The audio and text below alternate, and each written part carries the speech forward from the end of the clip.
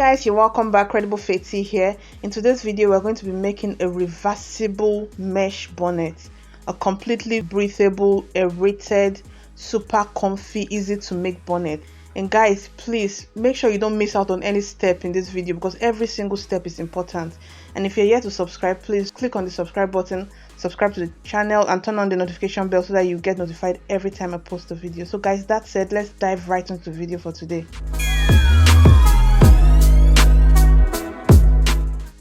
Guys, I started out by folding my fabric into 2, then I further folded it into 4.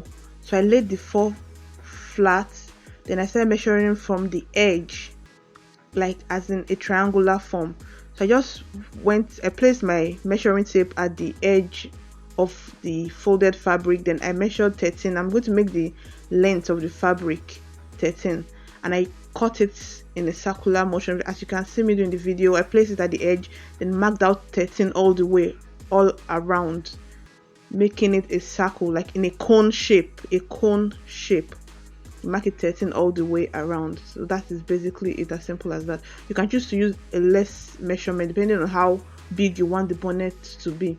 I want mine to be very big because I plan to be using it for braids and bulky hairstyle, so I made it 13 intentionally. So you can make it 12, you can choose to make it 10 depending on how you want it to be full. Plus this fabric is a very soft fabric, it's a tissue net fabric, so I feel like the bigger it is in size, the more beautiful it will come out.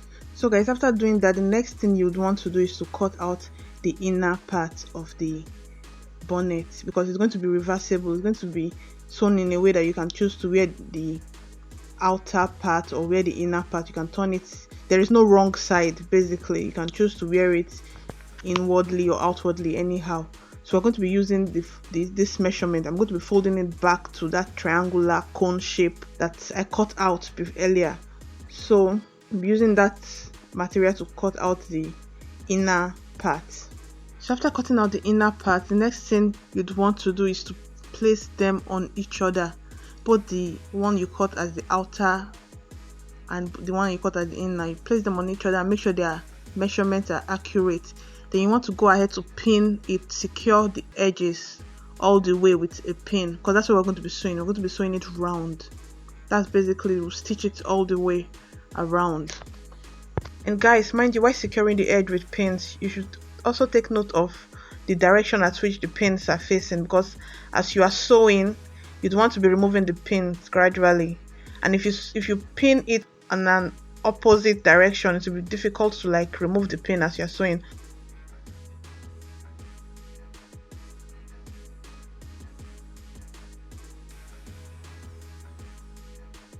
So the allowance I left was about ½ an inch.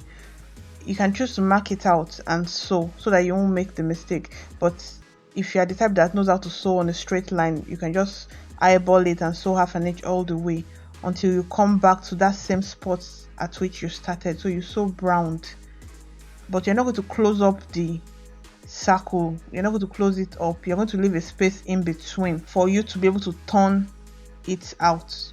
So that you leave a space. As you can see in the video, I left a space about 1½ inch to turn it out. So I'm basically going to be turning it out from that opening.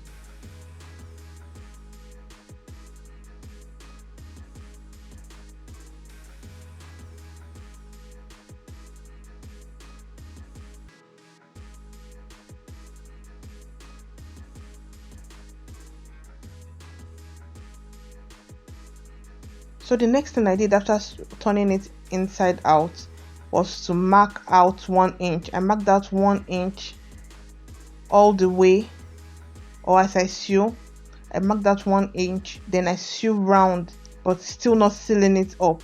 But I started sewing from that same place that had an opening initially. So the opening was all the way, so you can reach inside the main circle. So you're basically just going to sew round all the way. You can mark as you sew, just as I'm doing, or you can mark it out and sew round, or you can just eyeball it depending on how you want, based on your preference. But for accuracy, I advise you mark out as you sew.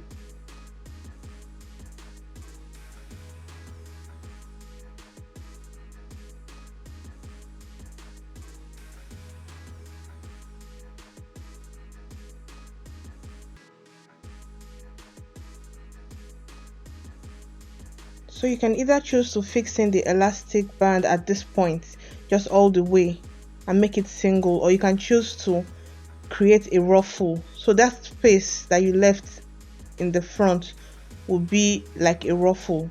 What I basically did was mark out another half an inch and I sew all the way. So I stitched all the way around like the same thing I did previously.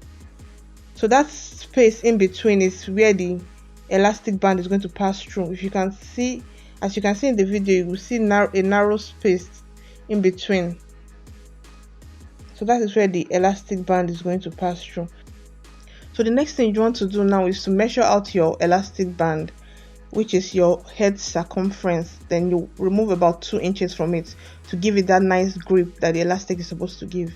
I made mine 19, basically the elastic band, I made it 19 because my head circumference is about 22 inches basically. So I removed about 3 inches from it, about 3 inches. Then I used a safety pin to secure the elastic band properly. Then I took it round that space that I left in between.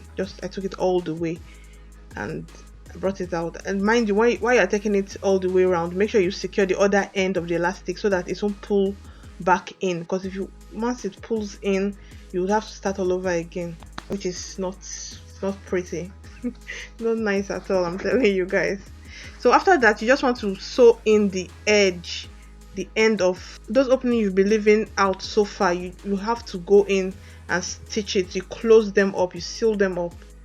And one good thing about the fabric I choose to use, my choice of fabric, is that it is a very aerated fabric. It has enough holes, it's breathable, so you won't have to worry about your hair getting wet, especially people that have sweaty scalp, that their scalp sweat easily. This type of bonnet would allow air reach your scalp and you won't have to worry about your hair smelling or your scalp sweating at the end of the day.